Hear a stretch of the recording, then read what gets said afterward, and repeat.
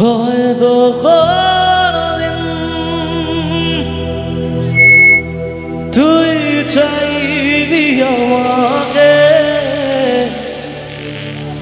সেদিনও তুই অন্য কারো, আমি আকাশে। আসলে এখানে লাইনটা হচ্ছে হয়তো কোনোদিন তুই চাইবি আমাকে, হয়তো কোনোদিন তুই চাইবি আমাকে, সেদিন তুই অন্য কারো, আমি আকাশে। আসলে আকাশে মানে মরে যাওয়া নয়। আমরা কি বলি আমাদের ব্রেকআপের পর বলি যে যেদিন তুই থাকবি না দেখবি আমি একদিন চলে যাব। আসলে চলে যাওয়া জীবনের শেষ লক্ষ্য হওয়া উচিত নয়।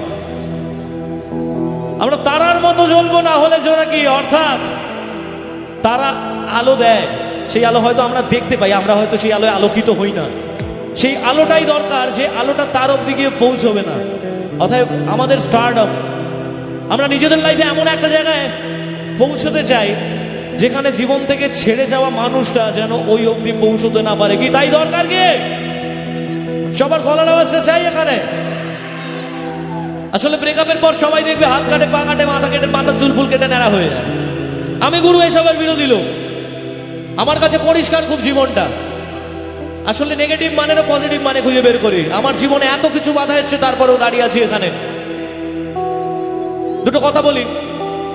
একটু আগে মঞ্চে চেয়ারের উপর পায়ের উপর পা তুলে বসে একটা গান গাইছিলাম। মাঝখানে সত্যি একটা মঞ্চে গাওয়ার পর নিজের মনে হচ্ছে যে সামনে এতগুলো মানুষ বসে আছেন, আমি পায়ের উপর পা তুলে গান গাই। কিন্তু বিশ্বাস করো, আজকে যেখানে দাঁড়িয়ে আছি না, এই জায়গাটা তোমাদের জন্য পেয়েছি। আসলে আমরা কেউ নই, আমরা কিচ্ছু না, আমরাও তোমাদের মতো এক একটা সাধারণ মানুষ।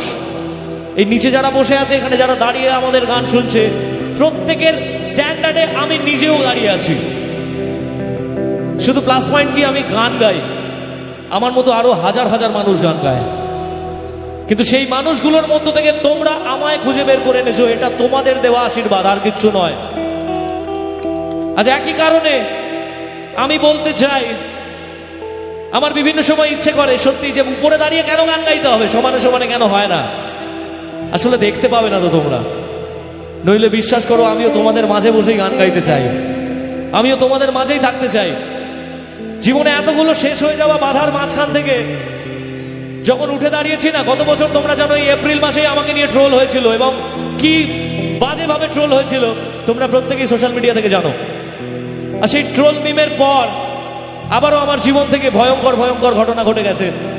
আমার বাড়িটা আগুনে পুরো ভস্মীভূত হয়ে গেছে, যে ঘটনার পর হয়তো আমার আর উঠে দাঁড়ানো সম্ভব ছিল না। জীবনে ভালোবাসতাম একটা মানুষকে, তোমরা সেটাও সোশ্যাল মিডিয়া থেকে জেনেছো, সেই মানুষটাও আমার জীবনে নেই। বেঁচে আছি কাদের জন্য জানো? এই মানুষগুলোর জন্য, যারা এত রাত্রিবেলা, কটা বাজে, প্রায় 2:30 বাজে, 2:30টার সময়ও হাজার হাজার মানুষ এখানে বসে দাঁড়িয়ে গান শুনছে। এই আশীর্বাদগুলোর জন্যই দাঁড়িয়ে আছি। আর চিৎকার করে বলতে ইচ্ছে করে, যে মানুষগুলো জীবন থেকে হারিয়ে গেছে তাদের বলতে ইচ্ছে করে, আমায় কাঁদাস না আর কাঁদাস না রে তুই, তোর স্মৃতি ছাড়া নেই রে আর কিছুই। আমায় কাঁদাস না আর কাঁদাস না রে তুই, তোর স্মৃতি ছাড়া নেই রে আর কিছুই। ওরে প্রিয়া, ওরে প্রিয়া, ওরে প্রিয়া, ওরে প্রিয়া। কত আবেগ দিয়ে সেগুলো তোর সাথে সাজিয়েছিলাম, তোর বলা সব মিথ্যেগুলো সত্যি ভেবে গিয়েছিলাম।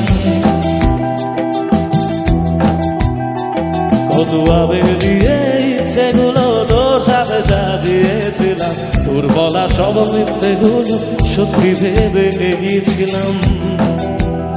ও তাই বুঝি কি করলি এমন ব্যথা দিলি শেষে, তোর মতো কে দারুণ করে মিথ্যে ভালোবাসে।